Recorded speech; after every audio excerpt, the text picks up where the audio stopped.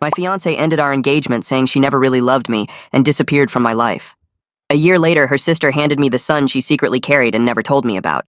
I proposed to a woman named Iris on her 27th birthday. We had been together for 5 years, and I knew from our first date that I wanted to spend my life with her. She said yes before I even finished asking the question. We started planning our wedding immediately. We picked a date 6 months away. We found a venue. We sent save the dates to everyone we knew. I had never been happier in my entire life. Then 3 months before the wedding, everything changed. Iris came home one evening and sat me down in our living room. She said she couldn't marry me. She said she didn't love me anymore, and she wasn't sure she ever really did. She said she had been lying to herself for years and she couldn't keep pretending. She said she was sorry, but she needed to leave. I asked what I did wrong. She said I didn't do anything wrong. She said it just wasn't there anymore, and she couldn't explain it better than that. She said she needed space and she was moving in with her sister until she figured out her next steps. She packed a bag that night and left. I called her every day for 2 weeks. She answered twice. Both times she said the same thing. She said her feelings changed and there was nothing either of us could do about it. She said I deserved someone who actually loved me, and that person wasn't her. She said I should move on and find happiness without her. The 3rd week she changed her number. Her sister told me to stop calling and give Iris the space she asked for. Her friends told me the same thing. Everyone acted like I was the problem for not accepting that the woman I loved had simply stopped loving me overnight. I didn't understand. I went over every conversation, every moment, every memory trying to find the thing I missed. We were happy. We were planning a future. She looked at me like I was everything to her, and then one day she looked at me like I was a stranger she needed to escape from. I fell apart for a while. I stopped eating properly. I couldn't sleep. I went to work and came home and sat in our empty apartment surrounded by wedding planning materials that meant nothing anymore. My friends told me I needed to move on. My family said the same thing. Everyone said Iris made her choice and I had to respect it even if I didn't understand it. So I tried. I packed up her things and put them in storage. I took down the photos. I canceled the venue and the caterer and the florist. I told everyone the wedding was off and endured the pitying looks and the whispered conversations. A year passed. I wasn't over her, but I was functioning. I went on a few dates that led nowhere. I focused on work. I tried to build a life that didn't have her at the center of it. Then one afternoon, I got a call from a number I didn't recognize. It was Iris's sister asking if we could meet. She said it was important and she had something to give me. I almost said no. I almost told her I had moved on and didn't want to reopen old wounds. But something in her voice made me say yes. We met at a coffee shop near my office. She was already there when I arrived. She looked like she had been crying. She had an envelope in her hands and she slid it across the table before I even sat down. She said Iris passed away 2 weeks ago. I didn't understand what she meant at first. I asked passed away from what? She said cancer. She said Iris was diagnosed a week before she ended our engagement. Stage 3. The doctors gave her a year, maybe 2 if the treatments worked. She said Iris made everyone promise not to tell me. She said Iris didn't want me to watch her die. She didn't want me to spend the last year of her life taking care of her and then grieving her forever. She thought if she made me hate her, I would move on and find someone healthy who could give me the life she couldn't. I sat there trying to process what I was hearing. The woman I loved didn't stop loving me. She loved me so much she lied to my face to set me free. She spent the last year of her life alone because she thought that was better for me. She died thinking she did the right thing. Iris's sister pushed the envelope closer to me. She said there was more. She said Iris found out she was pregnant a month after the diagnosis. I opened the envelope and my hands shook so hard the papers nearly fell out. Medical records spilled across the table first, then ultrasound photos showing a tiny form in grainy black and white. The letter came last, written in Iris's handwriting that I still recognized after a year. She wrote that she was 8 weeks pregnant when they found the cancer. She wrote that the doctors told her to end the pregnancy so she could do stronger treatments.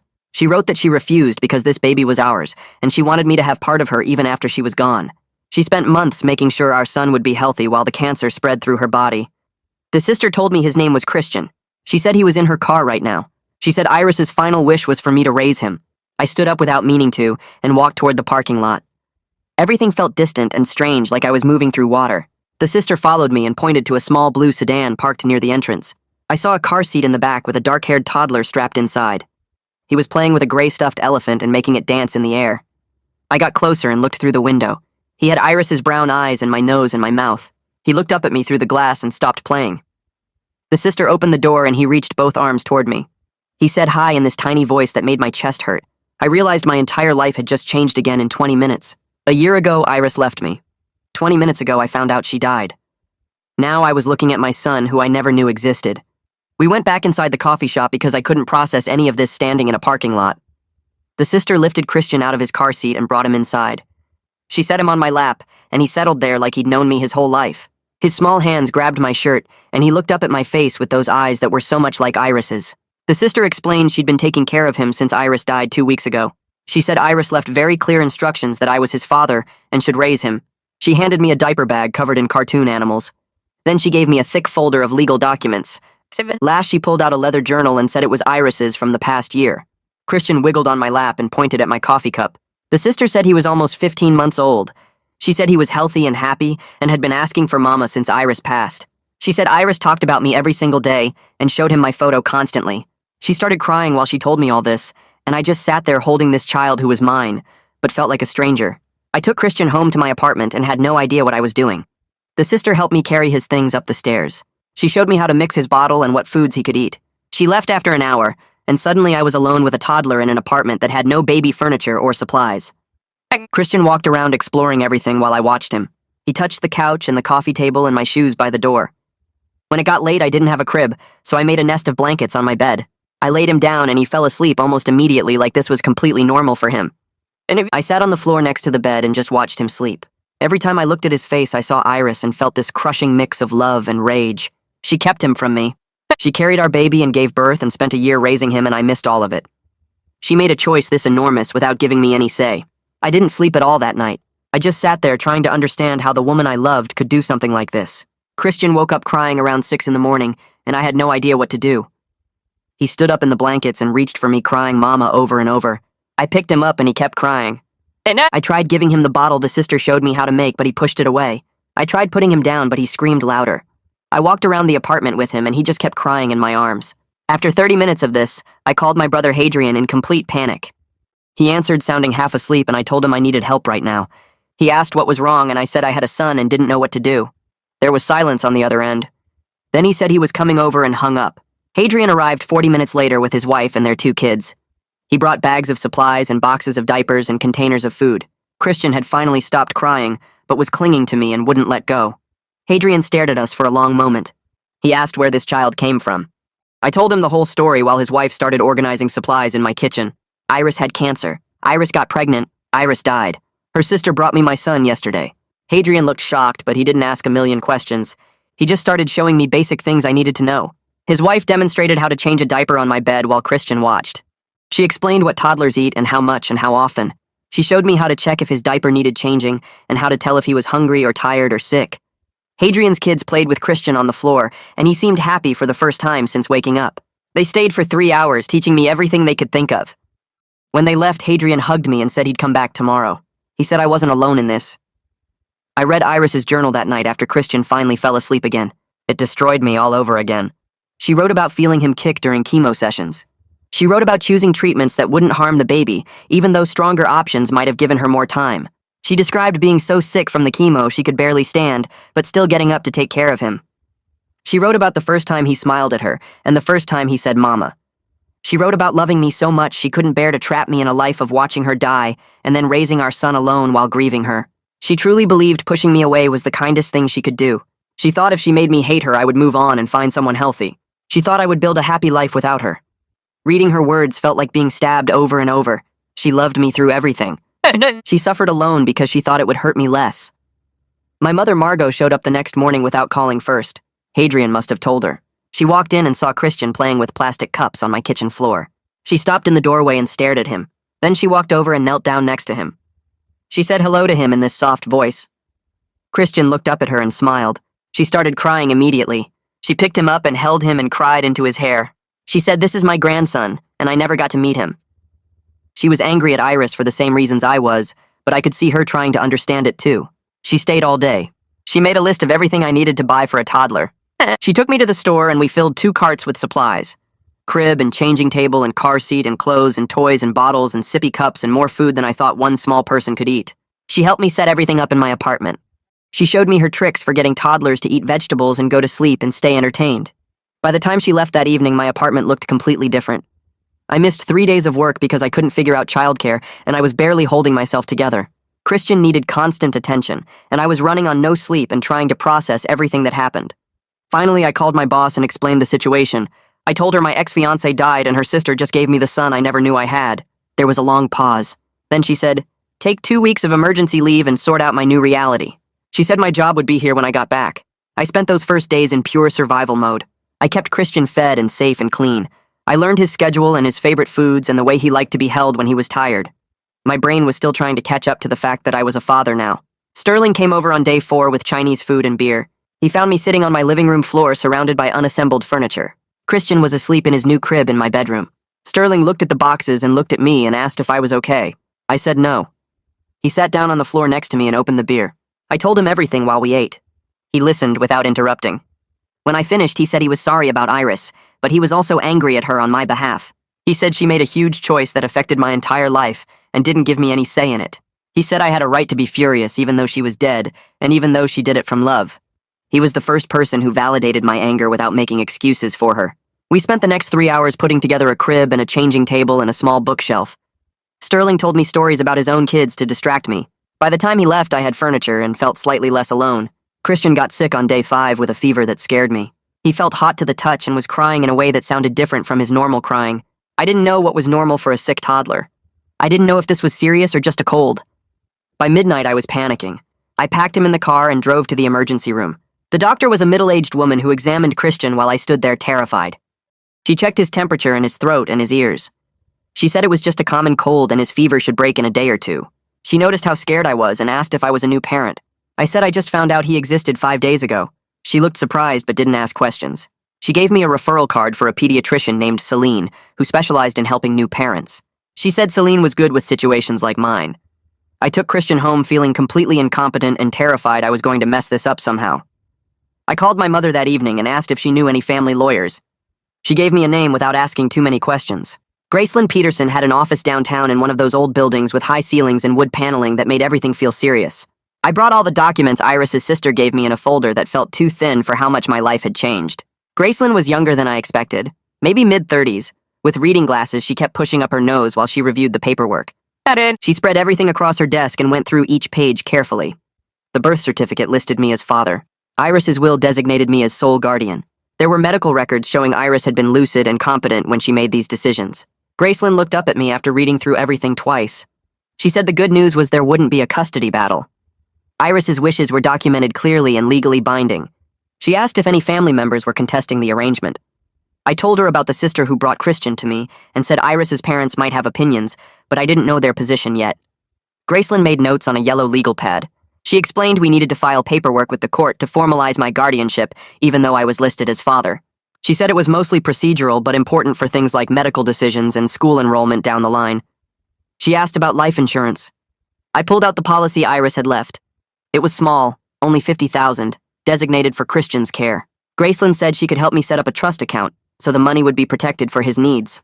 We spent 2 hours going over details I barely understood. She wrote down deadlines and filing requirements and court dates.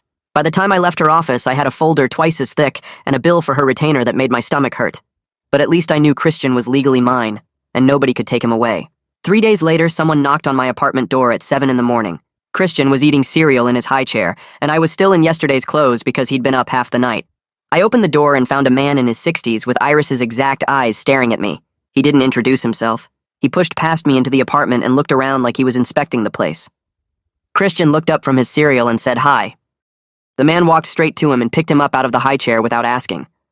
I felt my whole body go tense. I asked who he was even though I already knew. He said his name was Maximus and he was Christian's grandfather. He said his daughter died and nobody told him about his grandson until 2 weeks ago. He said Iris's sister finally admitted the truth, and now here he was looking at a baby he should have known from birth. I told him to put Christian down. He ignored me and kept holding him, studying his face like he was looking for pieces of Iris. Christian started fussing because a stranger was holding him and he wanted down. Maximus finally set him back in the high chair, but he didn't step away. He turned to me and his face was hard.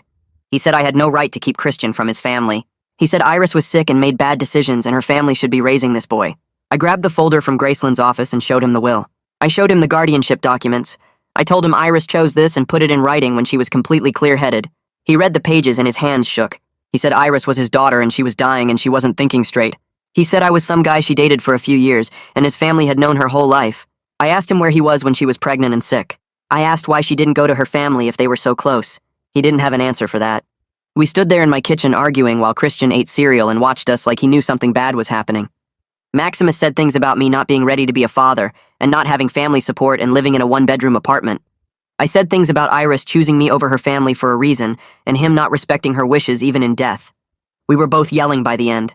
Christian started crying. I picked him up and held him and told Maximus he needed to leave. He looked at me holding his grandson, and I saw my own pain reflected back. We were both men who loved Iris and got abandoned by her choices. He lost his daughter. I lost the woman I was going to marry. Neither of us got a say in how this played out. He left without saying goodbye to Christian. I sat on the floor with my son in my lap and shook from adrenaline. I didn't know if Maximus would try to fight me legally or just show up again. I called Gracelyn and told her what happened. She said to document everything and not let him take Christian anywhere without supervision. She said Iris's will was clear, but grandparents sometimes had rights depending on the state. She'd look into it and call me back. I spent the rest of the day jumping every time I heard footsteps in the hallway. That night I woke up at 2 a.m. with my heart racing and my chest tight. I couldn't breathe right. I sat up in bed and tried to calm down, but the panic just got worse. Christian was asleep in his crib next to my bed, and I was terrified I was having a heart attack and he'd wake up alone with my body. I called my doctor's emergency line and described what was happening. The nurse asked if I was under unusual stress. I almost laughed. She said it sounded like a panic attack and I should try breathing exercises. She also said I should talk to someone about what I was dealing with. She gave me a number for a grief counselor who worked with the practice. I called the counselor the next day and got an appointment for that week. Her office was in a medical building near the hospital where I'd taken Christian that first night. She was older, maybe 50, with gray hair and a calm way of talking that made me feel less crazy. I sat in her office and told her everything. Iris ending our engagement, finding out about the cancer, meeting Christian, Maximus showing up, the panic attack. She listened without interrupting and took notes on a tablet. She asked how I was sleeping. I said barely. She asked if I was eating. I said when I remembered. She asked if I had support. I listed my family in Sterling and she nodded like that was good. Then she asked how I felt about Iris. I didn't know how to answer that. I said I loved her. I said I hated her. I said I understood why she lied. I said I'd never forgive her for it. She wrote something down and looked at me. She said it was possible to be angry at someone's choice while respecting that they made it from love. She said Iris believed she was protecting me even though I didn't get to decide if I wanted that protection. She said grief was complicated and I didn't have to resolve my feelings quickly or neatly. She said becoming a father overnight to a child I didn't know existed while processing the death of someone I loved was trauma on top of trauma. She scheduled me for weekly appointments and gave me some techniques for managing the panic attacks. By the time I left, I felt like maybe I wasn't completely losing my mind. Christian started calling me Dada in his second week with me. I was changing his diaper and he looked right at me and said it clear as anything. Dada. I froze with the clean diaper in my hand. He said it again and reached for my face with his small, sticky fingers. Something cracked open in my chest. This tiny person who lost his mother and got handed to a stranger was trying to attach to me anyway. He was trusting me to take care of him, even though he had no reason to believe I wouldn't disappear too. I picked him up and held him and cried into his hair. He patted my shoulder like he was comforting me. My anger at Iris was still there, but now it was competing with this huge, protective love for our son that I didn't expect to feel so fast. My emergency leave ended and I had to go back to work. I called the daycare near my office and they said their waiting list was 6 months long. I sat at my kitchen table trying to figure out childcare and coming up empty. My mother called to check on us and I told her my problem. She said she could watch Christian 3 days a week. Hadrian's wife offered to take the other 2 days. I felt guilty accepting their help, but I didn't have other options. My first day back at work, I dropped Christian off at my mother's house at 7 a.m. He cried when I left and I almost turned around and took him home. My mother texted me a photo an hour later of him playing with blocks and smiling. I tried to focus on work but kept checking my phone. I left a meeting early to pick him up on time. I worked from home the next day because he was fussy, and I couldn't concentrate knowing he was upset somewhere else. My boss called me into her office at the end of the week. I thought I was getting fired. Instead, she asked how I was managing. I told her honestly that I was barely holding it together. She said she had kids and understood the adjustment. She said to do my best and let her know if I needed accommodations. I realized my entire life structure needed to change. I couldn't work the same hours or take the same projects or advance my career the same way. Christian had to come first now, whether I was ready for that or not. Iris's sister showed up on Saturday with boxes stacked in her car. She said she'd been keeping Christian's things at her house and thought I should have them now. We carried everything up to my apartment. Clothes in different sizes, toys he'd played with, books Iris read to him, a baby blanket with his name embroidered on it, photos. So many photos of Iris holding him during her final months. I looked at one picture of her sitting in a hospital chair with Christian asleep on her chest. She was bald from chemo, and so thin her bones showed through her skin. But she was smiling at him like he was everything. I had to leave the room. I went into my bedroom and closed the door and pressed my hands against my eyes. The sister knocked softly and asked if I was okay. I said I needed a minute. She organized everything while I pulled myself together. When I came back out, she was folding tiny clothes into drawers. She said Iris talked to Christian about me every day. She showed him my photo and told him that's your daddy. She said Iris wanted him to know my face so when he met me, it wouldn't be completely strange. I asked why Iris didn't just tell me. The sister stopped folding and looked at me. She said Iris was trying to give me a life without grief. She thought watching her die would destroy me. She thought raising Christian alone would be easier than raising him while watching her suffer. I said that wasn't her choice to make. The sister agreed. She said she told Iris that 100 times, but Iris wouldn't listen. She said Iris could be stubborn when she thought she was right. I remembered that about her. It was one of the things I loved, and now it was one of the things I resented most. I remembered that about her, too. Sister finished putting away Christian's clothes and said she needed to get going. She hugged me at the door and told me to call if I needed anything. I watched her drive away and then looked at Christian playing with blocks on my living room floor. He stacked 3 blocks and knocked them down and laughed like it was the best thing that had ever happened. I sat down next to him and he climbed into my lap without hesitation. I held him and thought about how Iris carried him while dying and never told me, how she made everyone lie to me for an entire year, how she thought she was protecting me, but really she just took away my choices. My phone rang a few days later while I was at work. It was a number I didn't know, but I answered anyway. A man's voice said my name and asked if I had a minute to talk. I recognized the voice after a second. It was Maximus, Iris's father. I hadn't heard from him since before the funeral. He said he wanted to apologize for how he acted when he showed up at my apartment. He said he was grieving and angry and took it out on me when I didn't deserve it. He said he'd been thinking a lot about what Iris wanted and what was best for Christian. He said fighting me wouldn't bring his daughter back, and Christian needed stability more than he needed another custody battle. I didn't know what to say, so I just listened. He asked if he could have a relationship with Christian. He said he understood if I said no, but he was hoping we could work something out. He said Christian was all he had left of Iris and he wanted to know his grandson. I told him I'd been thinking about the same thing. I said Christian deserved to know his grandfather, and I didn't want to keep them apart. We talked for almost an hour about how to make it work. We agreed on supervised visits at my parents' house, where Christian could spend time with Maximus without any custody concerns. We set up the first visit for the following Saturday. When the day came, I drove Christian to my parents' house, and Maximus was already there waiting on the porch. He looked older than I remembered, thinner, tired in a way that went deeper than just lack of sleep. He smiled when he saw Christian, and his whole face changed. My mother led us into the house and made coffee nobody drank. Maximus sat on the floor with Christian and showed him a photo album he'd brought. Pictures of Iris as a baby, as a little girl, as a teenager.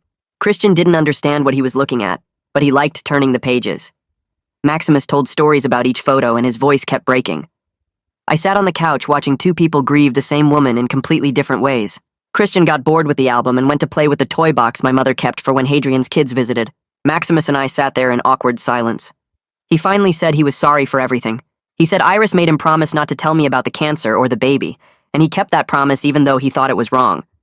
He said he argued with her about it constantly, but she wouldn't budge.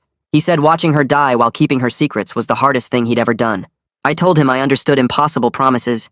We watched Christian play with trucks, and both of us were thinking about Iris. The visit lasted 2 hours and ended with Maximus asking if he could come back next week. I said yes. He hugged Christian goodbye, and Christian waved at him.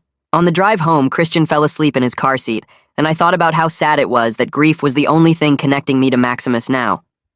That night, after I put Christian to bed, I was organizing more of the boxes his aunt had brought over. I found a baby book at the bottom of one box. It had Christian's name written on the front in Iris's handwriting. I opened it and saw she'd filled in every page: his birth weight and length, the hospital where he was born, his first bath, his first smile at 6 weeks, his first tooth at 5 months, his first word at 9 months. Every milestone documented with photos and dates and little notes in the margins. She wrote about how he laughed when she made funny faces, how he loved bath time, how he cried when she left the room. She wrote letters to me throughout the book, letters she never sent. She wrote about how much it hurt to document these moments knowing I was missing them, how she wanted to call me every single day, how she almost told me 100 times but stopped herself. She wrote that she hoped someday I'd understand why she made this choice, that she hoped I'd forgive her, that she hoped Christian would have the life she couldn't give him. I read every page twice and felt like someone was stabbing me over and over. She documented everything I should have experienced, every smile I should have seen, every milestone I should have celebrated. She kept it all from me and wrote it down like that would somehow make it better. I closed the book and put it on the shelf in Christian's room. I didn't know if I'd ever be able to look at it again without wanting to scream. The next Monday I had to go back to work after taking another day off. Christian cried when I tried to leave him at my mother's house. He wrapped his arms around my neck and screamed and wouldn't let go. My mother had to pry him off me while he sobbed. I drove to work feeling like the worst father in the world. I couldn't focus on anything. I kept checking my phone to see if my mother had texted. She finally sent me a photo an hour later of Christian playing with blocks and smiling, but I still felt sick. I left work early and picked him up, and he clung to me the whole drive home. The same thing happened the next day. And the day after that, Christian started screaming the moment we pulled up to my mother's house. He knew what was coming, and he was terrified. I called Celine and asked if this was normal. She said separation anxiety was completely normal for his age and situation. She said he'd lost his primary caregiver, and now he was scared of losing me too. She said the best thing I could do was stick to predictable routines and show him through consistency that I wasn't going anywhere. I started doing shorter work days. I came home for lunch. I worked from home when I could. I made sure I was always the one who picked him up. Slowly, Christian started to trust that I would come back. The screaming got shorter. Then it stopped completely. But I could still see the fear in his eyes every morning when I left. Sterling called me on a Wednesday night and said he had someone he wanted me to meet. A woman from his office who was smart and funny and recently single. He said I needed adult connection and he thought we'd get along. I told him I wasn't ready to date. He said I didn't have to be ready, I just had to show up for coffee. I agreed because Sterling wouldn't stop asking. The date was supposed to be Saturday afternoon. I spent the whole week dreading it. Saturday morning I woke up and looked at Christian eating breakfast in his high chair, and I couldn't do it. I texted Sterling and said I had to cancel. He called me immediately and asked what was wrong. I told him the truth. I was barely keeping my head above water with work and parenting. I was still processing Iris dying and lying to me for a year. I couldn't imagine sitting across from a stranger and explaining that I had a son I didn't know existed until 2 months ago. I couldn't imagine trying to connect with someone new when my entire emotional capacity was consumed by grief and learning how to be a father. Sterling was quiet for a minute, and then he said he understood. He said he'd tell his coworker something came up. He said he was sorry for pushing and he wouldn't do it again. I thanked him and hung up and felt relieved and lonely at the same time. My mother suggested I needed to get Christian around other kids his age. She found a toddler playgroup that met at the community center on Thursday mornings. I took a late start at work and brought Christian to the first session. The room was full of mothers and toddlers. I was the only father there. Everyone was friendly, but I could see them looking at me and Christian and wondering about us. A woman asked how old Christian was and where his mother was. I said he was 14 months and his mother passed away. She looked horrified and said she was so sorry. Other mothers overheard and came over to offer condolences.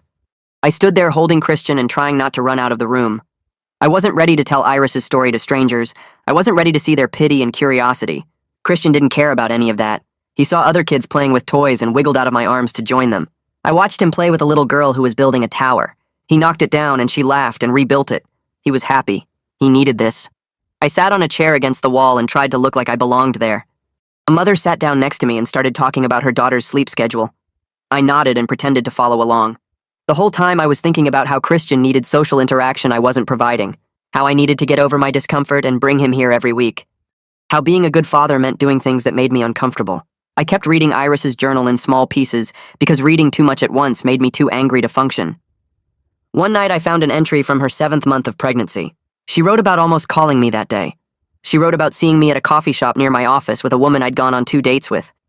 She wrote about watching us talk and laugh and how much it hurt to see me trying to move on. She wrote that she wanted to run over and tell me everything. Tell me about the baby. Tell me about the cancer. Tell me she still loved me and never stopped. But she didn't. She wrote that she sat in her car and cried and then drove home and convinced herself she was doing the right thing. She wrote that sparing me from impossible pain was an act of love, even though it was killing her. She wrote about watching me from a distance during her entire pregnancy, seeing me go to work, seeing me try to date, seeing me slowly start to look less broken. She thought she was setting me free. Every page of her journal showed how much she loved me, which somehow made her choice even harder to accept. She loved me enough to lie to my face. She loved me enough to die alone. She loved me enough to keep our son from me. I closed the journal and put it away, and didn't open it again for a week. I had my regular appointment with the grief counselor on Tuesday afternoon. My mother watched Christian and I drove to the office and sat in the waiting room, trying to figure out what I wanted to talk about. When the counselor called me in, I sat down and said I needed to admit something. I said I was furious at Iris, not just sad or confused, but actually angry. I was angry that she died. I was angry that she lied. I was angry that she made choices about my entire life without asking me. I was angry that she left me alone with a child I was terrified of failing.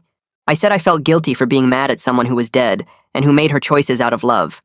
But I was still angry, and I didn't know what to do with that feeling. The counselor listened and then said anger was a normal part of grief. She said I didn't have to resolve it quickly or feel guilty for feeling it. She said being angry at Iris didn't mean I didn't love her or understand her choices. She said I could be angry and sad and grateful all at the same time. She said I didn't have to forgive Iris right now, or maybe ever. I just had to keep moving forward and taking care of Christian and processing my feelings as they came. She said permission to be angry without shame was important. I left that session feeling like I could breathe a little easier.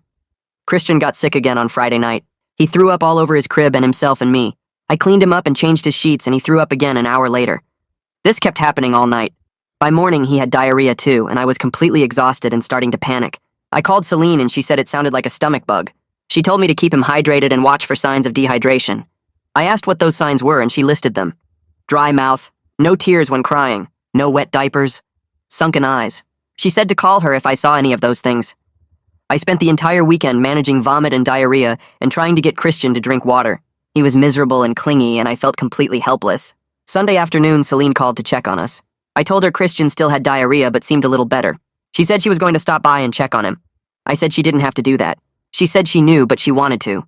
She showed up an hour later with her medical bag. She examined Christian and said he was fine. Just a normal stomach bug that would pass in another day or two. She showed me exactly what dehydration looked like and what to watch for. She was so kind and patient, and I started crying from pure overwhelm. She didn't make a big deal about it. She just handed me tissues and said being a new parent was hard, and being a suddenly single parent was even harder. She said I was doing better than I thought I was. After she left, I put Christian down for a nap and sat on the couch and stared at nothing for 20 minutes.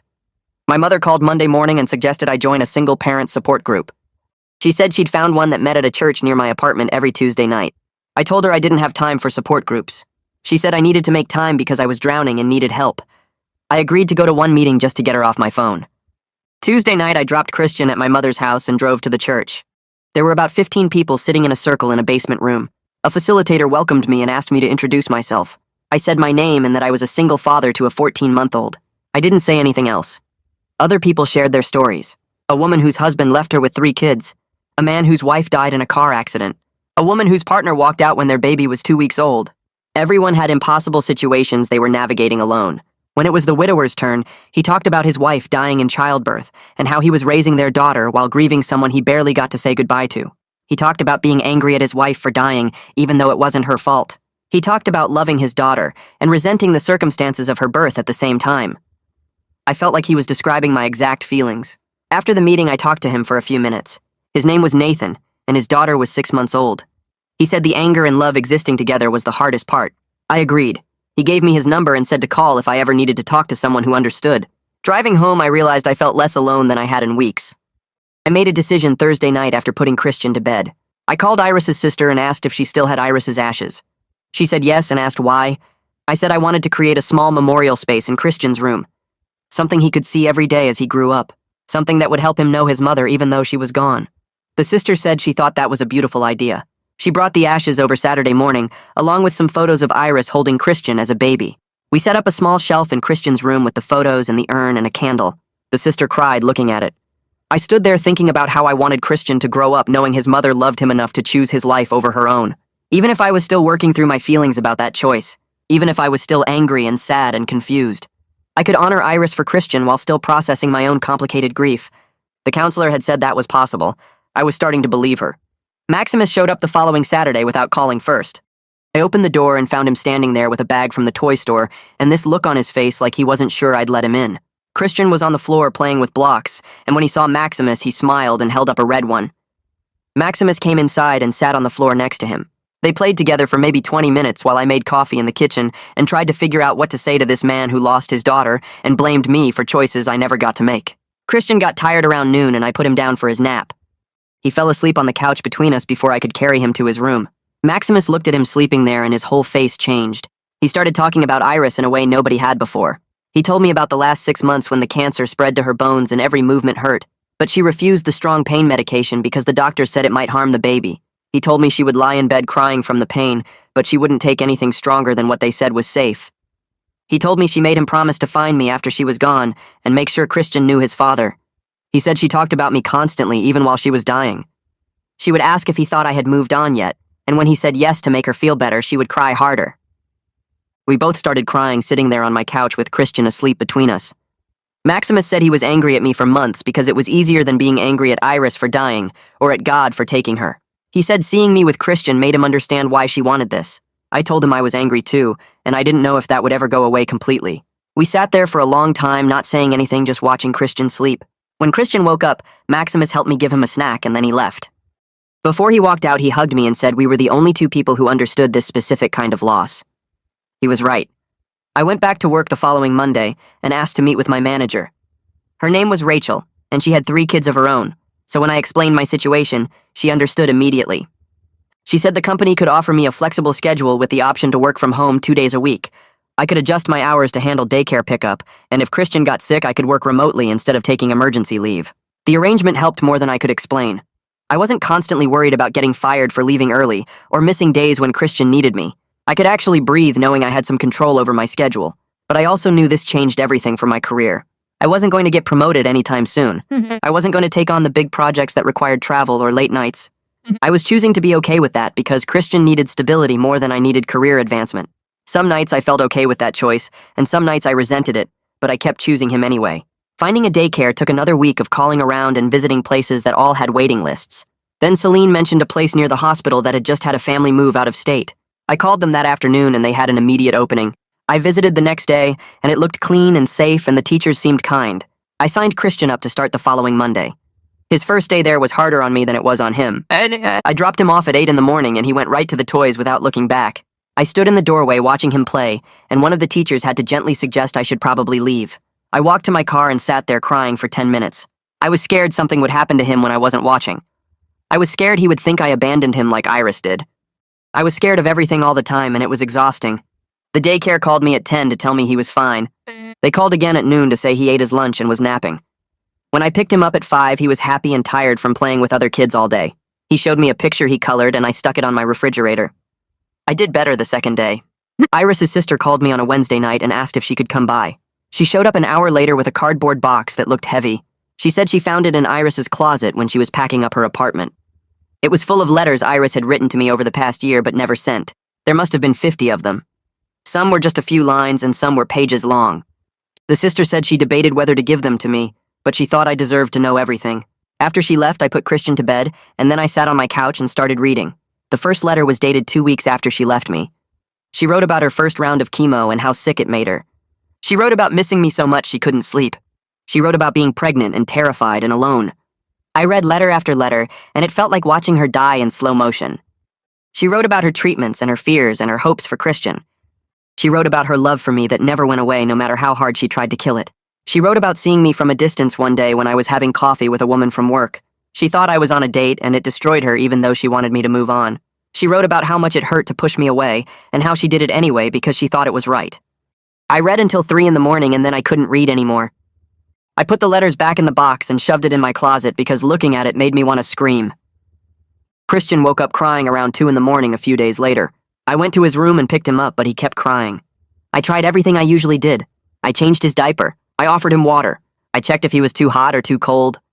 Nothing worked. He just kept crying and reaching for me, and I didn't know what he needed. I sat in the rocking chair with him and just held him. After maybe 20 minutes, he stopped crying and put his head on my shoulder. I realized he just needed me to be there. He needed to know I wasn't going anywhere. We sat like that for another hour until he fell back asleep.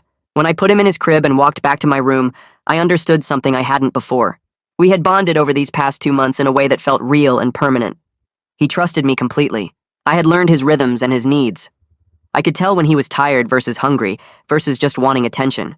What felt impossible at first now felt natural most days. I was his father in every way that mattered. That reality had settled into my bones and I wasn't scared of it anymore. I had a session with the grief counselor the next week, and I spent most of it talking about my anger at everyone who kept Iris's secrets. Her sister knew. Her parents knew. Her friends knew. They all watched me fall apart thinking she just stopped loving me and nobody said a word. The counselor asked what I wanted to do with that anger. I said I wanted to scream at all of them for lying to me for a year. She asked if that would change anything. I said no. She said I had to choose whether to let that anger poison my relationships with people Christian needed in his life. She said forgiveness might not be possible, but I could work toward acceptance. I could accept that they made an impossible choice because someone they loved asked them to. I could accept that they were trying to honor Iris's wishes, even if I thought those wishes were wrong. Acceptance felt like giving up, but the counselor said it wasn't. She said acceptance was choosing to move forward without letting the past destroy my future. I wasn't there yet, but I was trying. I took Christian to visit Iris's grave for the first time on a Sunday morning. The cemetery was quiet, and the grass was wet from rain the night before. I carried Christian to her headstone and set him down. He immediately started pulling up grass and putting it in his mouth, so I had to watch him constantly. I stood there looking at her name carved in stone, and I talked to her. I told her I understood why she made her choices even though I hated them. I told her I was raising our son, and he was amazing, and she would be so proud of him. I told her I was still angry, but I was trying to let it go because holding on to it was hurting me more than anyone else. I told her I thought she'd be proud of the father I was becoming, despite my terror and my mistakes. Christian found a stick and started hitting the headstone with it. I took it away from him and he cried. I picked him up and held him and told Iris I was doing my best.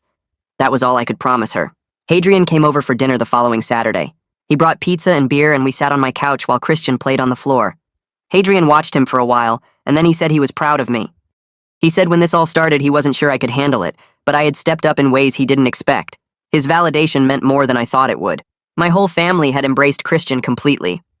My mother watched him twice a week and loved every minute of it. My father had opened a savings account for his college fund. Hadrian's kids treated him like their cousin. Christian was going to grow up surrounded by family who loved him, even though his mother was gone. That mattered more than I could put into words. I attended a parent-teacher conference at the daycare on a Thursday afternoon. 2 teachers sat across from me and talked about Christian's development and personality. They said he was resilient and affectionate. They said he played well with other kids and followed directions better than most children his age. They said he seemed happy and secure. They had no idea he lost his mother 2 months ago. They had no idea his entire world had been turned upside down. Looking at him, you would never know. Knowing I was providing that stability for him despite my own grief felt like the first thing I had done right in months. I drove home from that meeting feeling lighter than I had in weeks. I had another session with the grief counselor, and we talked about my resentment toward Iris for the choice she made. I asked if I would ever fully forgive her for keeping Christian from me. The counselor was quiet for a long time, and then she said, forgiveness might not be the goal. She said maybe I could work toward accepting that Iris made an impossible choice from a place of love, even if I believed it was the wrong choice. She said I could honor her memory for Christian while still being angry about what she took from me. She said those things could exist together. I didn't know if I believed her, but I wanted to. Sterling showed up on a Tuesday night with pizza and 2 beers, dropping onto my couch like he'd done 100 times before. Christian was already asleep in his crib, and the apartment was quiet except for the hum of the refrigerator. Sterling opened both beers and handed me one without asking if I wanted it. We ate pizza straight from the box, and he talked about work drama I barely listened to because my brain was too tired to track who was fighting with who in his office. Then he asked if I was ready to start dating again, and the question landed so wrong I almost laughed. I wasn't even close to ready, but not for the reasons he probably thought. It wasn't just grief anymore keeping me away from relationships. My entire life was centered around Christian now in ways I couldn't explain to someone who didn't have kids. Every decision I made went through a filter of how it affected him. Every free moment I had was spent making sure he was fed and safe and happy. The idea of adding another person to this equation felt impossible, like trying to fit another piece into a puzzle that was already complete. I told Sterling I appreciated him asking, but I wasn't there yet. He nodded and said he understood, but I could tell he didn't really get it. He still saw me as his friend who lost his fiancée and needed to move on. He didn't see that I had moved on, just in a completely different direction than anyone expected. I was a single father first now, and everything else came second. Work came second. Friends came second. My own needs came way down the list after Christian's needs. I was surprised to find I was okay with that. Being Christian's dad had become the most important part of my identity, and I didn't need anything else right now. Christian started calling for Mama 3 nights later, and I didn't know what to do except hold him while he cried. He woke up screaming around 2 in the morning, and when I went to his crib, he was standing up with tears streaming down his face, reaching his arms toward me and saying Mama over and over. I picked him up and carried him to the rocking chair in his room, holding him against my chest while he sobbed. He kept saying it, Mama, Mama, Mama, like if he said it enough times she would appear. My heart broke into smaller and smaller pieces listening to him cry for someone who wasn't coming back. I didn't know if he actually remembered Iris, or if he was just responding to my grief somehow. I rocked him and rubbed his back and told him I was here, that Daddy was here, but it didn't help. He cried himself out eventually and fell asleep on my shoulder, but I kept rocking him anyway because I didn't want to put him down. The grief counselor told me later that week that toddlers process loss differently than adults. She said Christian might not have clear memories of Iris, but he could sense my sadness and confusion, and he was responding to that as much as his own loss. She suggested I start showing him photos of Iris and telling him simple stories about her, keeping her present in his life even though she was gone. So I started doing that. I put a framed photo of Iris holding newborn Christian on the bookshelf in his room where he could see it. I showed him the picture every morning and said, "That's your mama, she loved you so much." I told him simple stories about how she sang to him and read him books and held him when he was tiny. I didn't know if he understood any of it, but it felt important to try. She was his mother, even if he wouldn't remember her, and I needed him to know she existed and loved him. My mother called on a Saturday morning while Christian was eating breakfast and asked if I'd thought about moving back home, closer to family. She said it would be easier for everyone if Christian grew up near his grandparents and cousins, and she could help more with childcare if we lived in the same town. I understood where she was coming from, but I told her no. I'd already decided to stay in our current city, even though moving closer to family would be simpler in a lot of ways. Christian's support system was here. His pediatrician was here.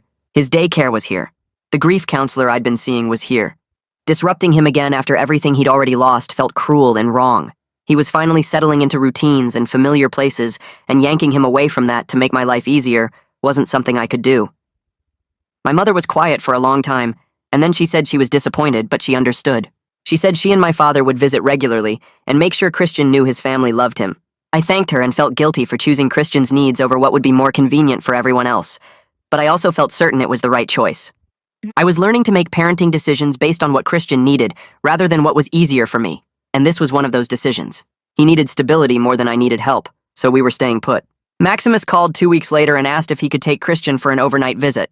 The request made my stomach clench with anxiety. I didn't want to examine too closely. Christian had never been away from me overnight since I became his father. The idea of him sleeping somewhere else, in a house I couldn't monitor, with people I was still learning to trust, made me want to say no immediately.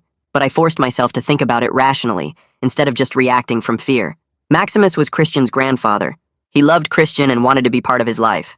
Saying no would damage that relationship and hurt Christian in the long run. I told Maximus I needed to think about it and called him back the next day with a compromise. We could try a trial afternoon visit first, just a few hours, and see how that went before attempting overnight. Maximus agreed without arguing. The visit happened on a Sunday, and I dropped Christian off at Maximus's house with a diaper bag full of supplies and a list of instructions I'd typed up. Maximus took the list and promised to follow it exactly. I left and drove around for 2 hours because I couldn't make myself go home to the empty apartment. I kept checking my phone expecting a call that something went wrong, but it never came. When I picked Christian up, he was happy and tired, covered in crumbs from cookies Maximus had given him. Maximus said they'd had a good time and asked if we could do it again soon. I said yes because I realized I needed to trust that Iris's family loved Christian and wouldn't take him from me. Control was hard to release when I'd already lost so much, but holding on too tight would hurt Christian more than it protected him. I started attending the single-parent support group every Tuesday night, leaving Christian with my mother so I could sit in a church basement with other people navigating solo parenthood. The group was mostly women, but there were a few other single dads, and everyone understood the specific challenges in ways my married friends never could. We talked about childcare logistics and financial stress and the exhaustion of being the only adult responsible for everything. We talked about dating and whether any of us were ready for that, which most of us weren't. A woman named Lauren, whose husband died in a car accident 2 years ago, asked me for coffee after one meeting. She was pretty and kind, and she understood grief in ways most people didn't. I told her I was flattered, but I wasn't ready to date anyone yet. She smiled and said she understood, and we could just be friends if I ever needed someone to talk to. Her interest made me realize something I hadn't fully accepted before. I wouldn't be alone forever. Someday I might be ready to let someone new into our lives, to build something with a person who understood that Christian came first and always would. But that day wasn't now. Right now, I was still processing Iris's death and learning to be Christian's father and rebuilding my life into something sustainable. Adding romance to that mix would be too much, too complicated, too risky when I was barely keeping everything else balanced. Maybe in a year or two I'd be ready. Maybe Lauren would still be single and we could try that coffee. Or maybe it would be someone else entirely, someone I hadn't met yet. Either way, I had time to figure it out. Christian took his first steps on a Thursday afternoon in our living room, and I was the only one there to see it. I'd been folding laundry on the couch while he played with blocks on the floor, and suddenly he pulled himself up using the coffee table and let go. He stood there wobbling for a second, looking surprised at himself, and then he took 3 stumbling steps toward me before falling on his butt. I grabbed my phone and started recording, asking him to do it again, and he did. He walked 5 steps that time, arms out for balance, grinning like he'd just discovered something amazing. I cheered and clapped, and he laughed, delighted by my reaction. I sent the video to my entire family and to Iris's parents and to Sterling and Hadrian. Everyone responded with excitement and congratulations. But after I put Christian down for his nap, I sat on the couch and cried, because Iris should have been here for this. She should have seen her son's first steps. She should have been the one cheering and recording and calling family to share the news. This was her moment as much as mine, maybe more, and she missed it because she chose to die alone rather than let me watch her suffer. The joy and grief were so tangled together, I couldn't separate them anymore. Every milestone Christian hit was both beautiful and devastating. Beautiful because he was growing and developing and thriving. Devastating because Iris wasn't here to see it, and I couldn't share these moments with the person who should have been experiencing them with me. I was Christian's only parent, and that meant I got all the joy and all the grief, and sometimes the weight of both together felt crushing. I found myself talking to Iris sometimes when I was alone with Christian, telling her about his milestones and asking her advice I would never receive. I did it without thinking, just started narrating our days to her like she was standing in the corner of the room watching us. I told her about his first steps and how proud she would have been. I told her about his favorite foods and the way he laughed when I made funny faces. I told her about my fears that I was doing everything wrong, that I was failing him in ways I couldn't see yet. I asked her questions about what she would do in certain situations, how she would handle his tantrums or his sleep problems or his picky eating. Obviously, she never answered, but talking to her helped somehow. The grief counselor said this was normal and healthy when I mentioned it during our next session. She said maintaining a connection to Iris's memory helped me process her loss while honoring her role in creating our son. She said as long as I wasn't hearing Iris's voice responding or having conversations with her that felt real, talking to her was just another form of grief work. So I kept doing it.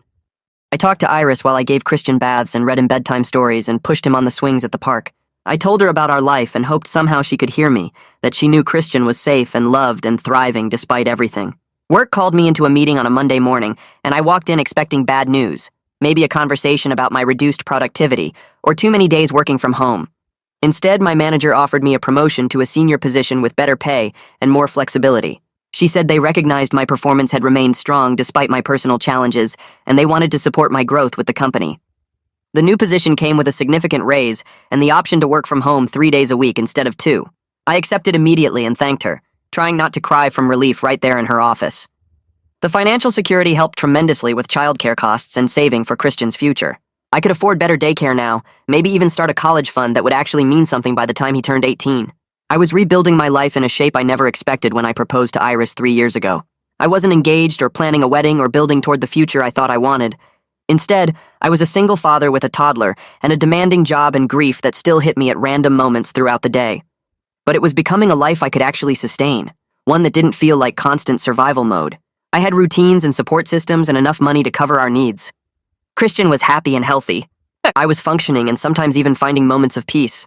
It wasn't the life I planned, but it was ours, and that had to be enough.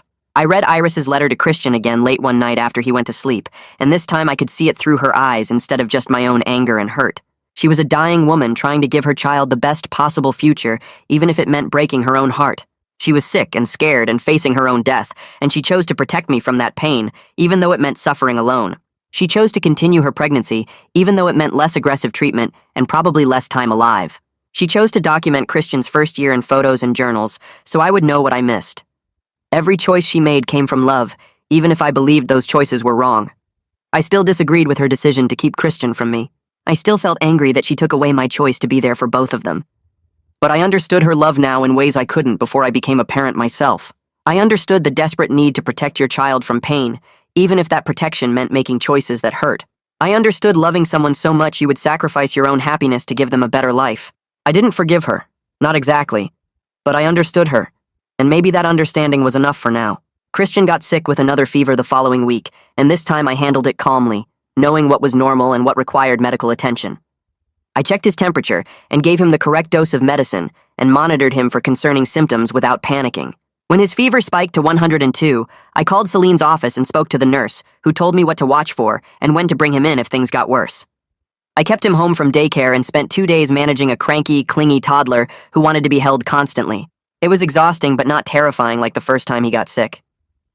I knew what I was doing now. I knew the difference between a normal childhood illness and something serious. Celine called to check on him the next day and commented on how much more confident I sounded as a parent compared to our first few appointments. I realized she was right. The terror had faded into something more manageable, a competence born from repetition and necessity. I was still scared of failing Christian or making mistakes that would hurt him, but I trusted myself now in ways I didn't 3 months ago. I knew how to take care of him. I knew his needs and his rhythms and his personality.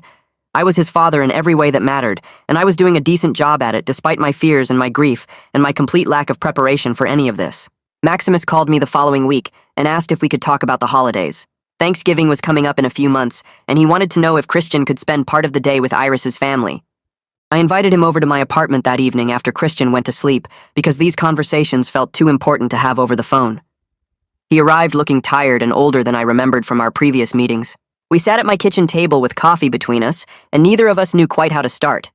He finally said he knew I was Christian's father, and he respected Iris's choice to leave him with me. But Christian was also his grandson, and he wanted to be part of his life in meaningful ways. I told him I understood, and I wanted Christian to know his mother's family, but we needed to figure out how to do this without confusing him or creating conflict. Maximus nodded and pulled out a small notebook where he'd written down ideas for sharing holidays and creating traditions. He suggested alternating Thanksgiving and Christmas each year, or splitting the days so Christian could see both families. He wanted to take Christian to visit Iris's grave on her birthday and the anniversary of her death. He wanted to tell Christian stories about Iris when he got old enough to understand. I listened to all of it and realized we were both just trying to keep Iris present in Christian's life while building something new. We talked for 2 hours about schedules and boundaries and what felt fair to everyone involved. Maximus admitted he was still angry about Iris's decision to keep her illness secret from me, and he struggled with understanding why she thought lying was better than letting me help her. I told him I felt the same way most days, and we were both learning to live with choices we didn't get to make. We agreed that Christian deserved to know both sides of his family, and to grow up understanding his mother loved him desperately, even if her choices were complicated. Before Maximus left, he showed me a photo of Iris holding Christian in the hospital right after he was born, and she looked exhausted and happy, and so completely in love with our son. He said he wanted me to have it because I deserved to see that moment, even though I wasn't there for it. I had my regular appointment with the grief counselor the next afternoon, and I told her about my conversation with Maximus. She asked how I felt about sharing Christian with Iris's family, and whether it brought up complicated emotions about Iris's choices. I admitted it did, because every interaction with her family reminded me of what she kept from me, and how many people knew the truth while I believed she just stopped loving me. The counselor listened, and then said something that shifted my understanding of everything. She said my anger at Iris had changed over the past few months, and wasn't the simple rage I felt when I first learned the truth. Now it was layered with sadness that she faced her illness alone, anger that she didn't trust me with the truth, gratitude that she gave me Christian, and heartbreak that she wasn't here to parent him with me. She said I could hold all these feelings at once without needing to resolve them into something simpler or more comfortable. I didn't have to forgive Iris or agree with her choices to acknowledge they came from love. I didn't have to stop being angry to also feel grateful for our son. The counselor said grief was messy and complicated and full of contradictions, and trying to force it into a neat narrative was exhausting and impossible. I sat there taking in her words and feeling something loosen in my chest. I'd been trying so hard to figure out how I was supposed to feel about Iris and her choices, like there was a right answer I needed to find. But maybe there wasn't a right answer, and I could just feel everything without judgment or resolution. The counselor said this was growth, and it meant I was processing my grief in healthy ways instead of getting stuck in one emotion. She asked if I felt ready to reduce our sessions from weekly to every other week, and I realized I did. I still needed support, but I was learning to navigate my feelings without constant guidance. Saturday morning, I took Christian to the park near our apartment because the weather was perfect, and he'd been restless all week. I pushed him on the swings and helped him climb the small slide and watched him run around with other kids his age. He was completely fearless, throwing himself into play with the kind of trust that only small children have. I sat on a bench nearby and just observed him for a while.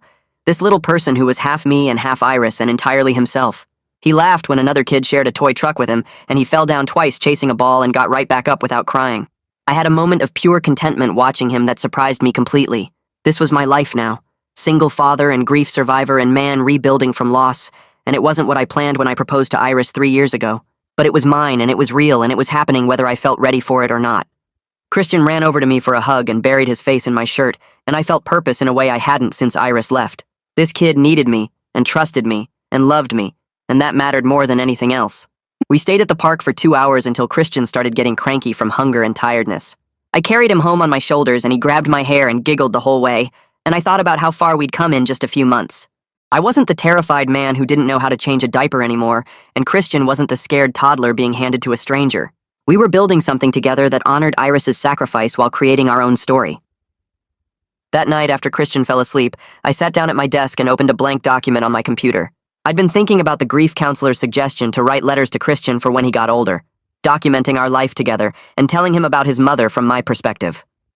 I wanted him to know the full truth when he was ready to understand it, not some sanitized version that made everything seem simple and resolved. I started typing, and the words came easier than I expected. I wrote about meeting Iris in college and falling in love with her completely. I wrote about our engagement and how happy we were planning our wedding. I wrote about the night she left and how destroyed I felt believing she stopped loving me. I wrote about learning the truth a year later and meeting him for the first time in that parking lot. I told him his mother loved him desperately and made impossible choices to give him life, and I was angry about those choices even while understanding they came from love. I told him grief was complicated and messy, and I was still figuring out how to feel about everything that happened. I told him he was worth every difficult moment of the past few months, and I wouldn't change having him in my life, even though the circumstances were painful. I wrote for an hour and saved the letter in a folder I labeled with his name. I planned to write more letters as time went on, creating a record of our life together and my evolving feelings about Iris and her choices. Someday, when he was old enough to ask questions about his mother and why she made the decisions she did, I wanted him to have my honest perspective alongside whatever Iris's family told him. Iris's sister called me the following Tuesday and asked if we could meet for coffee. She sounded nervous on the phone, and I immediately worried something was wrong with Christian's medical records or legal paperwork. We met at the same coffee shop where she first told me about Iris's death and Christian's existence, and sitting there brought back the shock and devastation of that afternoon. She got straight to the point and told me she was moving to our city to be closer to Christian. She'd found a job and an apartment and would be settled within a month. Part of me immediately worried about boundaries and whether she'd try to interfere with my parenting or second-guess my decisions. But another part of me felt relieved that Christian would have more family nearby who loved him and wanted to be part of his life. She must have seen the conflict on my face because she quickly said she wasn't trying to take over or act like his mother. She just wanted to be his aunt and help however she could. She said she'd been living with guilt since the day she handed him to me, knowing she kept Iris's secrets and helped her hide the truth from me. She said she struggled with that promise every single day of Iris's illness and after her death, torn between honoring her sister's wishes and believing I deserved to know. I told her I understood impossible choices better now than I did a few months ago, and we both did what we thought was right, even if the outcomes were painful. We agreed to move forward focused on Christian's well-being, rather than rehashing the past. She asked if she could babysit sometimes or take him to the park, and I said yes because Christian needed all the love and support he could get. She cried and thanked me for being gracious when I had every right to shut her out completely. The anniversary of Iris's death arrived in early November, and her family planned a memorial service at the cemetery. They invited me and asked if I would bring Christian, even though he was too young to understand what was happening. I dressed him in nice clothes and drove to the cemetery feeling anxious about seeing Iris's extended family all together. Some of them probably blamed me for not being there during her illness, not knowing she actively kept me away. Others might judge me for being angry at her choices when she was dead and couldn't defend herself. But I was Christian's father, and he deserved to be part of this grieving family because of our son. So I went. The service was small and intimate with maybe 20 people gathered around Iris's headstone. Her mother had arranged flowers and someone brought balloons that we would release at the end. I stood at the back holding Christian while different people shared memories of Iris. Her college roommate talked about her kindness and her terrible cooking. Her cousin remembered family vacations and inside jokes.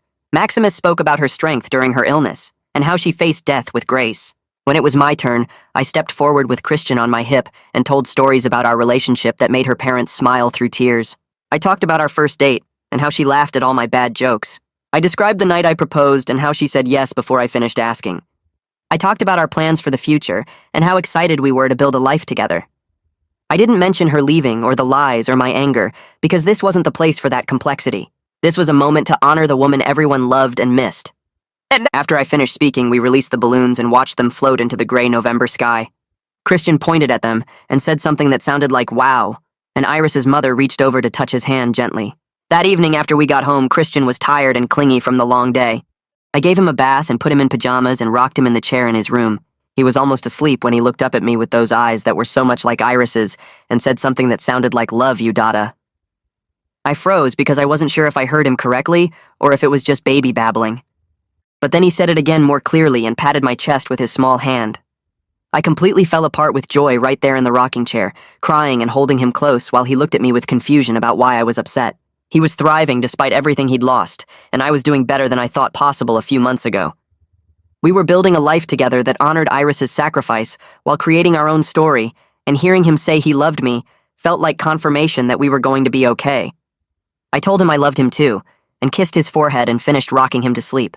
After I put him in his crib, I stood there watching him breathe for a long time, overwhelmed by how much I loved this kid and how grateful I was that Iris gave him to me, even though her methods were painful. The next morning, I made a decision about how to handle Iris's presence in our home.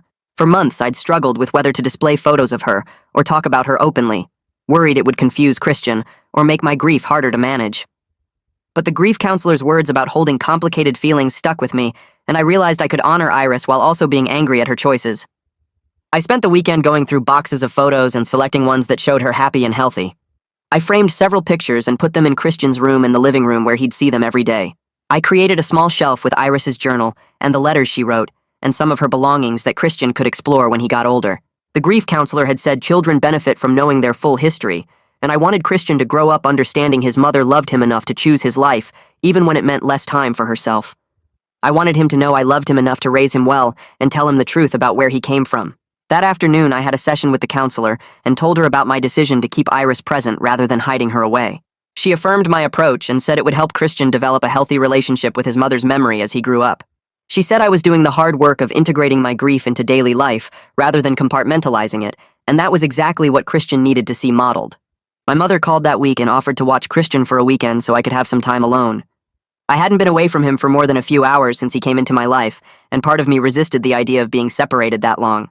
But I was exhausted, and I knew I needed space to process everything without the constant demands of toddler care. I dropped Christian off at my parents' house on Friday evening with detailed instructions about his routines and favorite foods. My mother smiled and told me to relax and trust that she raised 3 boys successfully. I drove back to my empty apartment and felt strange being alone after months of constant company. Saturday morning, I woke up late and made coffee and sat in silence that felt both peaceful and lonely. I decided to visit Iris's grave by myself without Christian or her family around. I needed to have a conversation with her that was just between us, no audience or performance required. I drove to the cemetery and found her headstone and sat down in the grass beside it. I talked to her for over an hour about forgiveness and anger and love and parenting. I told her Christian was amazing and looked just like her and had her smile. I told her I was doing my best to raise him well even though I was scared of messing up. I told her I was still angry she didn't trust me with the truth, but I understood she was trying to protect me in her own misguided way. I told her I wished she was here to parent him with me because doing it alone was hard, and I missed her desperately. I told her I thought we were going to be okay, Christian and me, and I hoped she would be proud of the father I was becoming. I sat there crying and talking to a headstone like she could actually hear me, and it felt cathartic in ways I didn't expect. When I finally left, I felt lighter somehow, like I'd released some of the weight I'd been carrying. Sunday afternoon, I joined a father's playgroup that met weekly at the community center. Sterling had suggested it months ago, but I'd been too overwhelmed to consider it.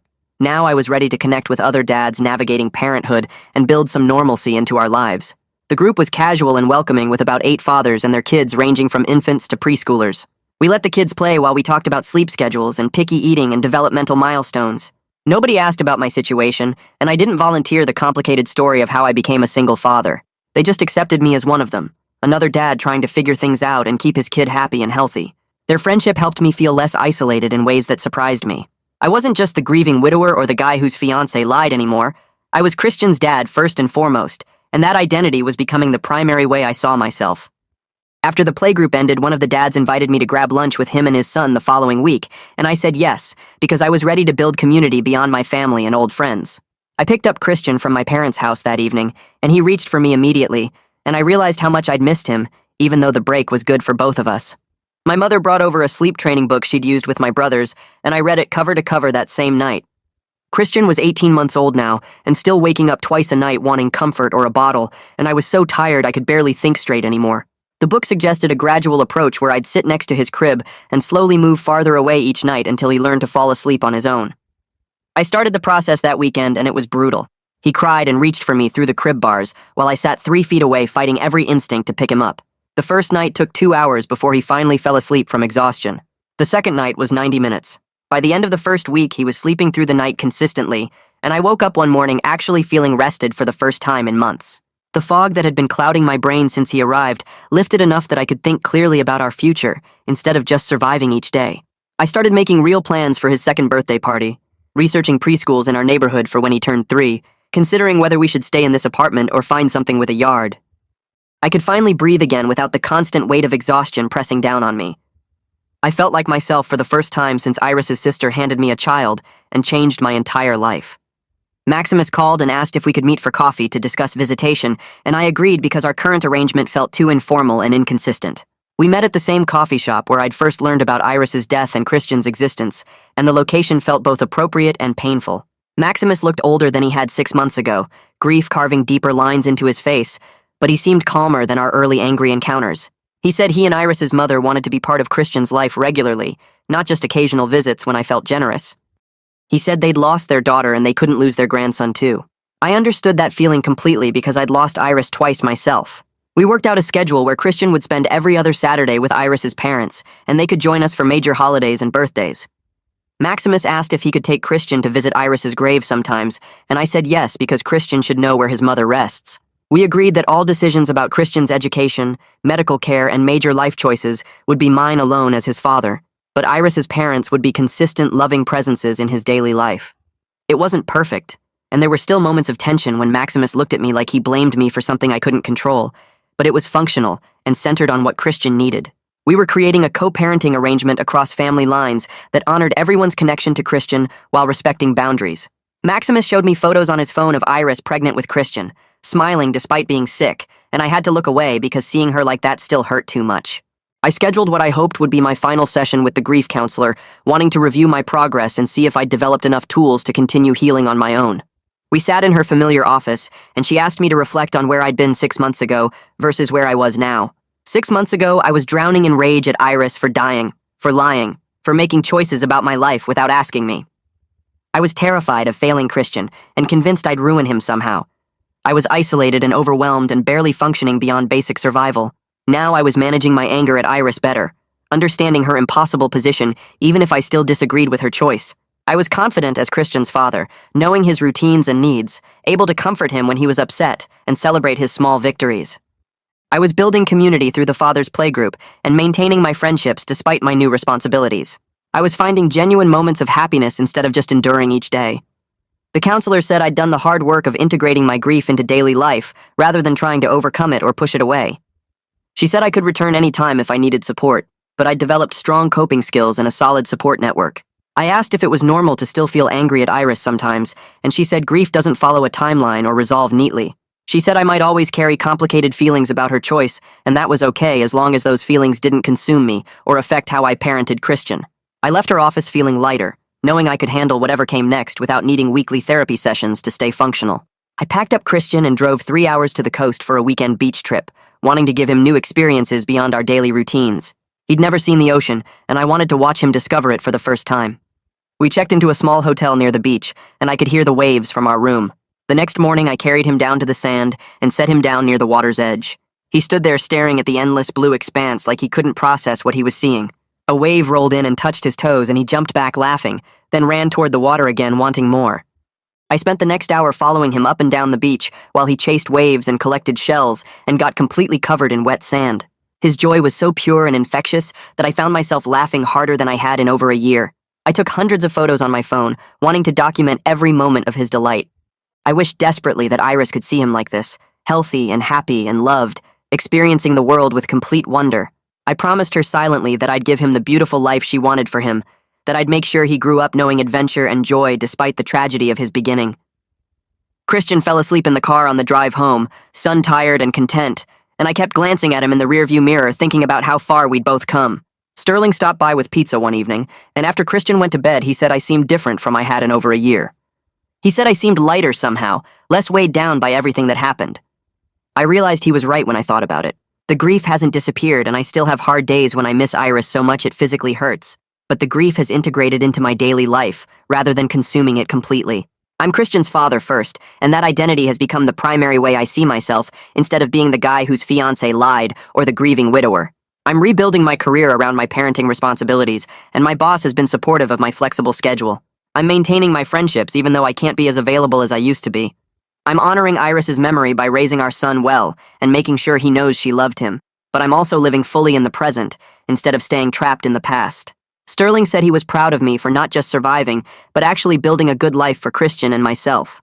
I told him there were still moments when the anger came back strong, when I wanted to scream at Iris for making her choice without giving me any say, but those moments were getting less frequent and less intense. I was learning to hold space for complicated feelings without letting them define my entire existence. On what would have been our wedding anniversary, I took Christian to visit Iris's grave and brought flowers to plant. He was too young to understand the significance, but someday I'd tell him about the woman who loved us both enough to make an impossible sacrifice. I dug small holes in the dirt near her headstone, and Christian helped me plant purple irises, his namesake flower, getting soil all over his hands and clothes. He patted the dirt down carefully like I showed him and said pretty when we finished. I sat there in the grass with him playing nearby and talked to Iris like I sometimes did when I needed to process things. I told her I was at peace with our complicated story now, not because I'd resolved all my feelings about her choice, but because I'd accepted that some questions don't have answers and some grief doesn't fully heal. I told her Christian was amazing and looked more like her every day, and I was doing my best to be the father he deserved. I told her I understood she was trying to protect me, even though I wished she'd trusted me enough to face her illness together. I told her I forgave her for lying, even though I'd never stop wishing things had been different. Christian brought me a dandelion he'd picked, and I tucked it next to the irises we'd planted. We were building a good life together, honoring his mother's love while creating our own path forward, and that was enough.